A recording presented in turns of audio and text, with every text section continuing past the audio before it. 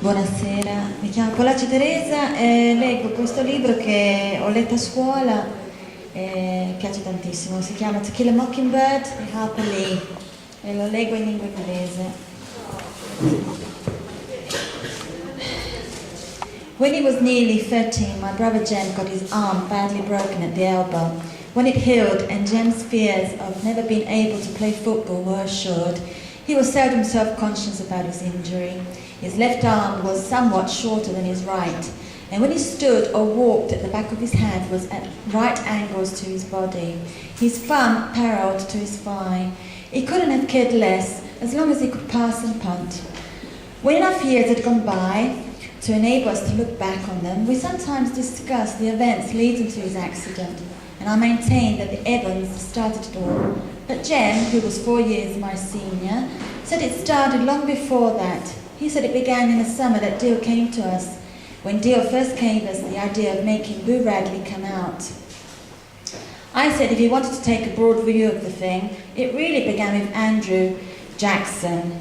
If General Jackson hadn't run the creeks up the creek, Simon Finch would never have padded up the Alabama, and where would it be if he hadn't? We were far old to settle an argument with a fist fight, so we consulted Atticus. Our father said we were both right. Being Southerners, it was a source of shame to some members of the family that we had no recorded ancestors on either side of the Battle of Hastings. All we had was Simon Finch, a fur trapling from Cornwall, whose pity was succeeded only by stinginess. In England, Simon was irritated by the persecutions of those who called themselves Methodists at the hands of their more liberal brethren, and as Simon called himself a Methodist, he worked his way across the Atlantic to Philadelphia, hence to Jamaica, hence to Mobile, and up to St. Stephen's. Mindful of John Wesley's restrictions on the use of many words in buying and selling, Simon made a pile practicing medicine. But in this pursuit, he was unhappy, lest he could be tempted into doing what he really knew what was good for the glory of God, as the putting on of gold and costly apparel. So Simon, having forgotten his teacher's dictum on the possessions of human chattels, bought 3 slaves, and with their aid established a homestead on the banks of Alabama River, some 40 miles above St. Stephen's. He returned to St. Stephen's only once to find a wife, and with her established a line that ran up to daughters.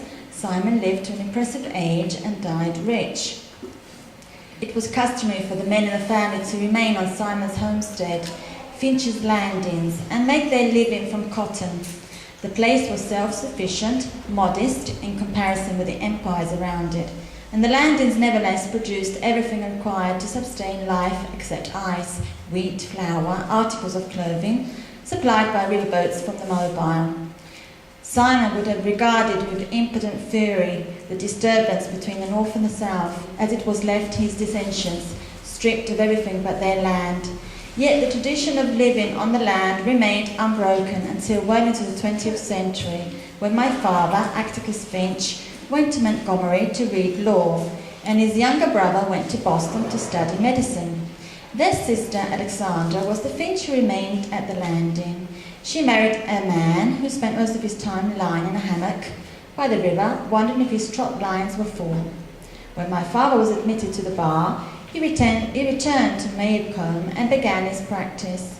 Maycomb, some 40 miles east of Finch's Landing, was the country seat of Maycomb Country.